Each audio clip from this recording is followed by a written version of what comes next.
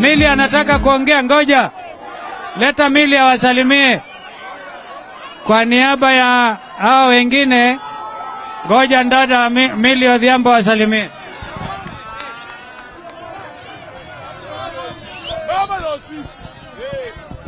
Vijana vijana! Wamama wamama! Wazee! Mimi niko tu na neno moja. Nataka kuambia Burgei ya kuwa hatujaomba ruhusa ya kufanya maandamano. Katiba inatuambia tumpatie tu notification.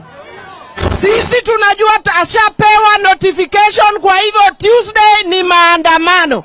Asanteni na Mungu awabariki.